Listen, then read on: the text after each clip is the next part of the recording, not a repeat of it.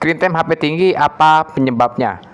Ini suatu fenomena sosial yang udah terjadi dan ini pastinya sebuah dampak dan juga untuk kedepannya. Pastinya ada dampak yang dihasilkan dari fenomena ini. Dan gue di sini akan ngejelasin kenapa ini terjadi. Bang, gue ngambil fakta atau data dari mana? Satu, dari realitas lapangan. Gue mengamati orang-orang sekitar seperti orang atau penumpang yang menaiki transportasi umum. Ya, dan kalau sekarang gue di Jakarta ya, pasti gue akan ngecek orang-orang berdasarkan transum yang ada di Jakarta. Dan kalau teman-teman yang bukan dari Jakarta bisa menyesuaikan aja, tapi hampir semua kebanyakan dan ini adalah mayoritas. Kenapa screen time HP bisa tinggi? Oke, yang pertama, gak bisa nahan. Orang sekarang kebanyakan bawa handphone, ya mungkin sebuah untuk alat komunikasi, tapi ada beberapa orang yang mungkin nggak nahan untuk nggak buka HP selama beberapa menit aja. Misalnya gini, di jalan nih bawa motor, sebentar-sebentar buka HP, bentar-bentar buka HP, padahal cuma ngelihat jam, kadang cuma buka notif doang. Nah itu karena dia udah ke distraksi tuh. Fokus orang yang udah kecanduan itu bakal ke distraksi oleh HP-nya. Nah, yang membuat di HP-nya terdistraksi apa, Bang? Biasanya sosial media. Notifikasi dari sosial media seperti Instagram, Facebook, TikTok, dan WhatsApp itu dampaknya besar sekali, teman-teman. Kadang orang nih, bahkan ini di Transum nih, di Transjakarta ya, lagi penuh nih, bis lagi penuh. Nah, itu banyak kan orang buka HP karena kadang ngeliat jam, kadang cuman geser-geser aplikasi, kadang cuman gabut aja gitu. Bahkan ada orang yang dia nggak punya kuota atau HP-nya nggak ada internetnya, dia bawa aja gitu. Kan HP itu kalau bisa untuk internetan itu kan berarti dia bisa berkomunikasi. Dan kalau tidak ada internet, dia nggak bisa berkomunikasi. Ya gue nggak tahu sih penyebabnya apa. Ya itu jadi orang tuh tidak bisa menahan. Yang kedua, gaya hidup. Orang nggak bawa HP kebanyakan menganggap dia itu ketinggalan zaman atau miskin. Jadi gini, orang pergi nih, dia nggak bawa HP, misalnya dia lagi nongkrong di sebuah kafe, nggak bawa handphone nih. Nah itu kadang orang ngecapnya sebagai orang apa, nggak punya uang atau miskin karena nggak punya HP nganggapnya. Dan yang kedua, ketinggalan zaman. Orang sekarang kalau hidup nggak pakai HP itu kayak orang setengah mau mati atau gelisah sekali. Jadi gini, orang sekarang nih teman-teman ya, dia nggak bawa HP nih ke kafe, udah tuh gelisah aja, mondar mandir nggak jelas, ngeluh, HP ku begini beneran. Dan kadang gini, gue punya beberapa teman dan dia pernah ngalamin HP-nya hilang ya. Itu pas HP-nya hilang, dia bukannya nyari, maksudnya nyari tuh ngelacak. Sekarang kan ada fitur Find My Device untuk Android dan Find My iPhone untuk pengguna iPhone dan iOS ya. Orang yang HP-nya hilang karena dia udah kecanduan, dia bukan nyari solusi. Ya emang gak semua sih, tapi ada beberapa yang HP-nya hilang, dia malah nangis. Dan apakah salah? Enggak. Ya mungkin dia tuh kehilangan data pribadinya penting atau hal-hal atau momen yang ada di isi HP-nya. Ya. Bahkan gini nih. Orang HP-nya hilang nih, terus dia gak main HP nih selama seharian. Itu stres. Beneran. Jadi HP itu jadi gaya hidup loh. Jadi apakah orang sekarang kalau ditinggalin tanpa HP ya bisa? Ya enggak, karena udah jadi gaya hidup dia, udah jadi kebutuhan pokok dia. Apa kebutuhan pokoknya? Sosial media. Jadi saya udah pernah bilang bahwasannya sosial media itu sekarang jadikan sebuah kebutuhan pokok atau kebutuhan penting. Jadi orang sekarang mendingan bawa HP dibanding nggak bawa dompet.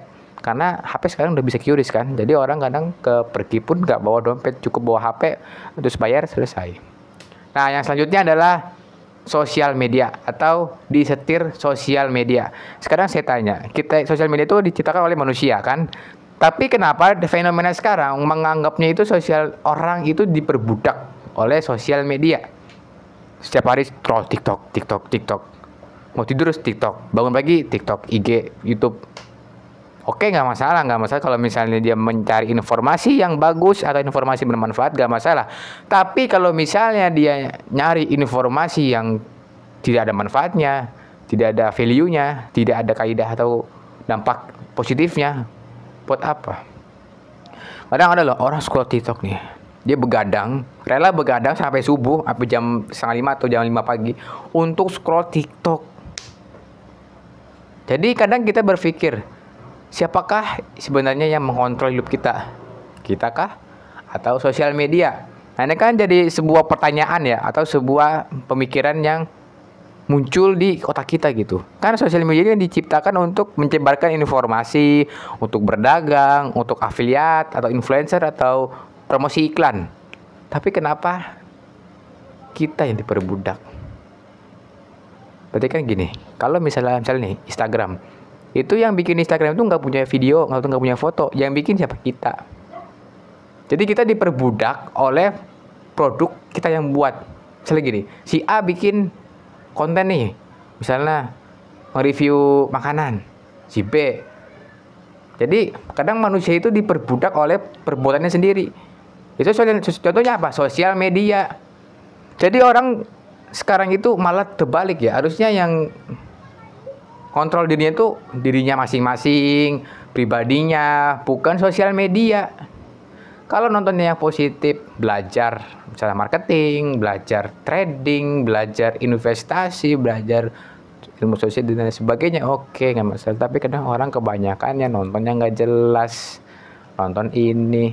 Nah, itu jadi algoritma sekarang semakin canggih. Dia tahu loh apa yang kita tonton, apa yang kita suka. Itu dia tahu. Misalnya nih, jam 8 malam nonton ini ya. Dia tahu loh kita nonton apa. Terus kita berubah lagi nih, agak bosan ntar jam 1 malam nonton ini ya. Dia bisa tahu. Dari mana tahunya? Nih saya kasih tahu nih, sistem algoritma semua sosial media. Satu, dari jumlah like, video yang kita like, yang kita muncul nih. Kalau di TikTok kan ada FYP TikTok yang kita muncul. Dan yang kedua, penelusuran, atau seberapa lama kita nonton video tersebut. Kan TikTok itu kan biasanya kan 15 detik, 10 detik, atau 30 detik maksimal. Bahkan ada yang mengatakan bahwasannya 5-10 detik pertama, orang kalau bosan bakal skip. Lebih daripada itu, orang bakal nonton dan ini berarti suka. Nah, dari situlah sistem algoritma bekerja.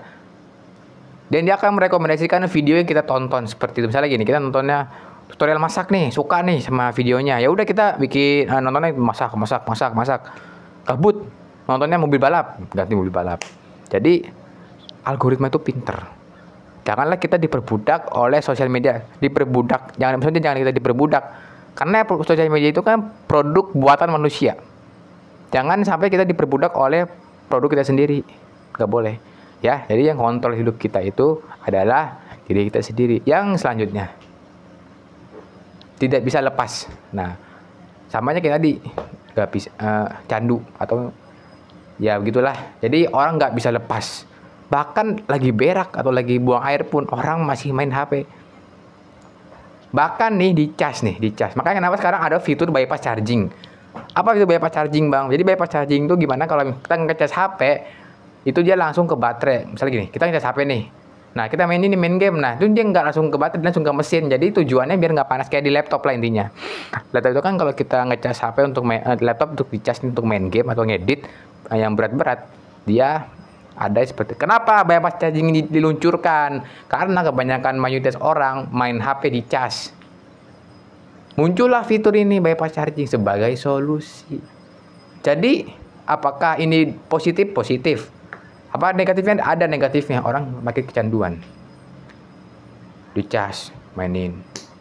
Pokoknya itu orang nggak bisa lepas. Orang zaman sekarang tuh nggak bisa lepas. Rata-rata screen time handphone orang Indonesia itu tertinggi 5-7 jam.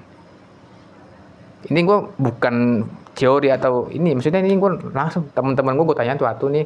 Ini begini. Apa yang paling tinggi? TikTok. Kebanyakan anak muda sekarang TikTok, Instagram, game. Nah itu. Jadi yang paling tinggi itu sosial media. Ya, bukan buku, e-book. Misalnya ini memang tidak semua, tapi kebanyakan mayoritas orang itu buka sosial media. Ya. Jadi teman-teman yang nonton video ini, apakah sosial media berdampak positif atau negatif ke depannya? Tergantung penggunaan. Contohnya gini, teman-teman subscribe channel saya nih, channel ini, jadi teman-teman subscribe ya. Apakah negatif? Enggak, positif.